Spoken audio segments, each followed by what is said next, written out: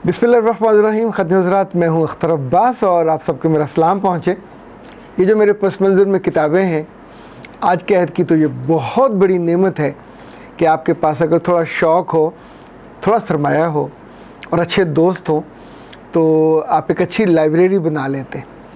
आज से 1400-1500 साल पहले ये मुमकिन नहीं था। आपको हैरत होगी कि उस ज़माने में एक तो किताबें जितनी होती थी सब हाथ से लिखी होती थी और सिर्फ़ बादशाहों के पास होती थी। और बादशाहों पे भी जब दूसरा मुल्क आके कब्ज़ा करता था तो उनकी औरतों लौंडियों के बाद जिस चीज़ को वो कब्ज़ा करते थे वो उनकी किताबें होती थी। एक मुल्क से दूसरे मुल्क, दूसरे से तीसरे मुल्क जाती रहती। जहाँ से आज का मैं आगाज़ करने लगा हूँ बात, ये उज़्बेकिस्तान का शहर है बुखारा। एक तो ये शहर बड़ा ख़ूबसूरत है, दूसरा इसका रेफरेंस इमाम इस्माइल बुखारी का है, सही बुखारी लिखने वाले। दूसरा यहाँ एक और तारीख़ी बहुत ही शानदार शख्सियत पैदा हुई और ये वो शख्सियत है जो 980 ईस्वी में पैदा हुई बुखारा में। इस शख्सियत का कमाल ये है कि ये इस्लामी तारीख़ के अगर 500 साल जिनको गोल्डन ईयर्स कहा जाए उसमें शुमार होता है, 57 ईयर्स इनकी उम्र के उस 500 साल में शामिल किए जाते हैं। अच्छा, ये बुखारा में थे और इल्म इनका बहुत पढ़ने का शौक़ था। ज़ाहिर है आम से घर में होंगे, जो दस्तयाब थी आसपास चीज़ें वो उन्होंने देख ली, पढ़ ली। अब उन्हें ये इल्म था कि किताबें सारी बादशाह के घर पे हैं और वो किसी को पढ़ने नहीं देता।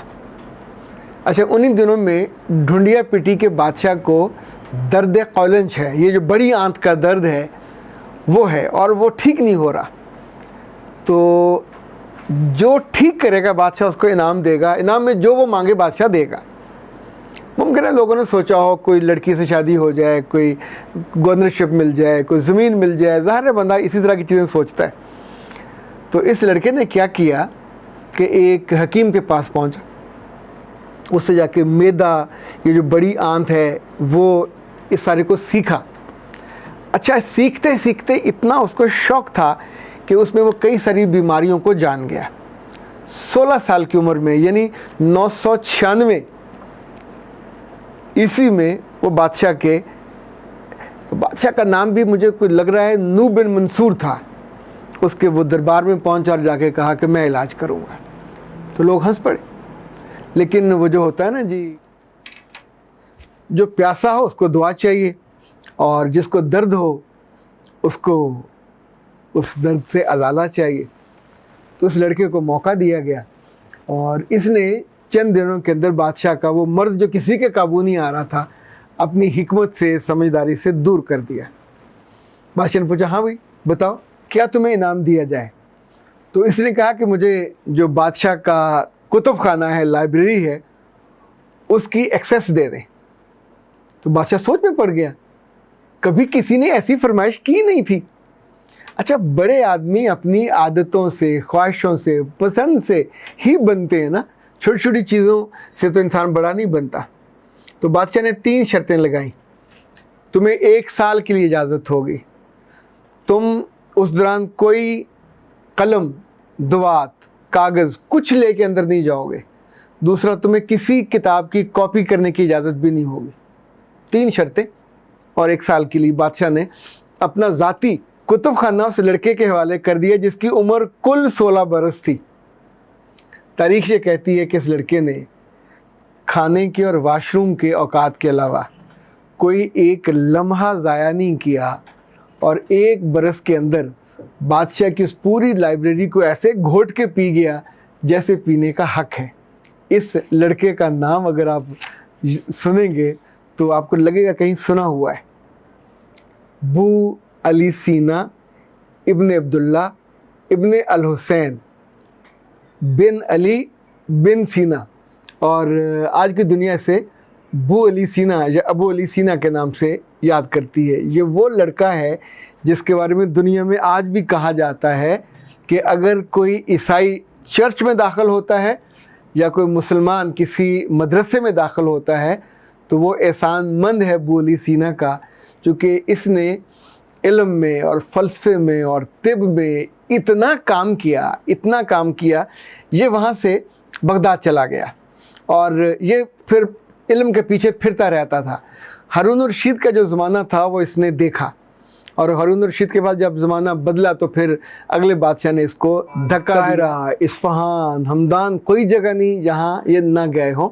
आखिरी उम्र इन्होंने इस्फ़हान में गुजारी, वहाँ फौत हुए और दफन ये हुए हमदान में। ये ईरान का शहर है और हमदान के शहर में इनका जो मकबरा है वो आज भी मौजूद है। लोग वहाँ जाते हैं जो इल्म हुनर से ताल्लुक़ रखने वाले, इनसे मोहब्बत करने वाले। इनके बारे में पढ़िएगा ज़रूर। कहा जाता है कि इन्होंने कोई 500 किताबें लिखी, और 500 किताबें लिखने उसमें छोटी छोटी भी हैं, बड़ी भी हैं।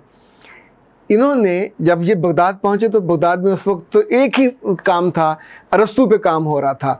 हर बंदा अरस्तू को पढ़ रहा था, अरस्तू को जान रहा था, और लोगों की कोशिश ये थी कि उसको अरबी में ढाल दिया जाए। इन्होंने कुछ ही अरसे में अरस्तू पे इतना काम किया कि लोग अरस्तू को भूल गए। अबू सीना का रेफरेंस हुआ कि तुमने अबू सीना पढ़ा, तुमने अबू सीना नहीं पढ़ा। अबू सीना की ये राय है, अबू सीना की वो राय है। यानी वो फ़लसफ़ा जो अरस्तू से पहचाना जाता था, उसके बाद दुनिया में अबू सीना का इतना बड़ा नाम हो गया कि अरस्तू का नाम पीछे चला गया, इनका नाम आगे आ गया। उस ज़माने में चूँकि जिन लोगों ने पहले उस फ़लसफ़े में कुछ लिखा था, पढ़ा था, वो बड़ा उनका नाम होता था कि चूँकि अरस्तू एक बड़ा नाम था तो बड़े नाम के साथ जुड़ने वाले, उस पर बात करने वाले। हुआ ये कि बगदाद में एक साहब ने अरस्तू पे किताब लिखी हुई थी। अबू सीना को पता चला तो इन्होंने कहा कि मुझे किताब चाहिए, तो उस किताब को ढूंढा जाने लगा। उन साहब को पता चला कि अबू सीना वो किताब पढ़ना चाहते हैं, तो उन्होंने जितनी जगहों पे वो किताब अवेलेबल थी, अपनी उनकी किताब लाइब्रेरियों में हाथ से लिखी हुई, मुमकिन है छापाखाने में छपी हुई, वो सब मंगवाई और अपने पास घर में उन्होंने ढेर कर ली, ताकि अबू सीना को वो किताब ना मिल पाए और उन पे वो कोई तनकीद या उनके इल्म में कोई कमी कजी ना निकाल पाएँ। इनफैक्ट जब आप बड़ा काम करने बैठते हैं तो जहाँ लोग तारीफ़ करने वाले, वहाँ आपकी तनकीद करने वाले, तनकीस करने वाले, आपकी लेग पुलिंग करने वाले बहुत होते हैं। अबू सीना 1017 में फौत हुए, और सच्ची बात बताऊं, जितना वक्त हो इनके बारे में बात करने का, बहुत सारा वक्त चाहिए। और इन्होंने खुदा के बारे में बहुत खूबसूरत तहकीक की। उससे पहले खुदा को फ़लसफ़े के रूह से साबित नहीं किया जाता था कि खुदा क्या है, तो उन्होंने कहा इसका जवाब इसमें है कि खुदा का वजूद है, और उस वजूद में ये बात शामिल है कि खुदा क्या है। इनफैक्ट ये जो फ़लसफ़ियाना अंदाज़ होता है, मैं एक दिलचस्प इनकी जो कस्वानी उमरी भी है जो इन्होंने 1012 में लिखी। इन्होंने अपनी किताबों की बहुत हिफाजत नहीं की, तो बाद में इनके शागिर्दों ने उनको महफूज किया। 1715 तक तो ये आलम था कि यूरोप के हर मेडिकल कॉलेज में इनकी किताब पढ़ाई जाती थी इनके नाम से।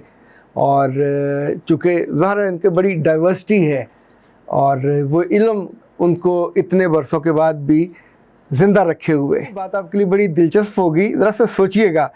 इब्न सीना के लिए किसी की खूबी या किसी का जो वजूद का फ़र्क है वो बहुत अहम मौजू था। इस हवाले से वो जो कहते थे कि कोई भी चीज़ अपनी खसूसियात पे पूरी उतरती है, जैसे इंसान हो, बिल्ली हो, दरख्त हो, और इससे ये वाज़ेह है कि ये चीज़ क्या है, लेकिन ये वाज़ेह नहीं है कि उसका वजूद क्या है। और किसी चीज़ से मुतल्लिक़ अगर आप फ़ैसला किए बग़ैर ये समझ जाएं कि ये क्या है, तो फिर ये वही चीज़ है। अच्छा, वो इसका मतलब ये है कि हर चीज़ अपनी खसूसियात की वजह से पहचानी जाती है। हम फ़लसफ़े की बात कर रहे हैं, और लेकिन मुमकिन है कि ये चीज़ ख़ुद भी एक अलग वजूद रखती हो अपनी खसूसियात से अलावा भी। ये फ़र्क कायम करने पर इब्न सीना कभी कभी सवाल भी उठाते थे। वो कहते थे कि इस चीज़ को फिर क्या समझा जाए कि ये क्या है, यानी क्या उसकी खसूसियात उसे मानी देती हैं या उसका वजूद उसे मानी देता है। फ़लसफ़े में बाज़ दफ़ा जो गहराई होती है इंसान को चकरा के रख देती है, लेकिन चीज़ों पे गौर करने से ख़ुद आपकी सोच बड़ी होती है, आपका दिल बड़ा होता है, और आप बहुत सी चीज़ों को ज़रा मुख्तलिफ़ एंगल से देखने लग जाते हैं। अपने अहद में ही ना जिया करें, उससे पिछले अहद के बड़े बड़े लोगों के बारे में भी ज़रूर जानने की कोशिश किया करें। अभी जो ही ये वीडियो ख़त्म हो تو بولی سینا کے بارے میں آپ اس سے بھی پوچھیے گا گوگل سے، بلکہ وہ جو بی بی ہے اسسٹنٹ اس کو پوچھیے گا کہ بی بی مجھے ذرا بولی سینا کے بارے میں کچھ چیزیں تو بتاؤ، تو آپ کو کچھ اور بہتر چیزیں، تاکہ پھر نہ کہ بھی اپنے دوستوں سے اپنے بچوں سے شیئر کرتا ہے اور جو علم کا سفر جاری رہتا ہے۔ اختر عباس کو دیجیے اجازت۔ السلام علیکم۔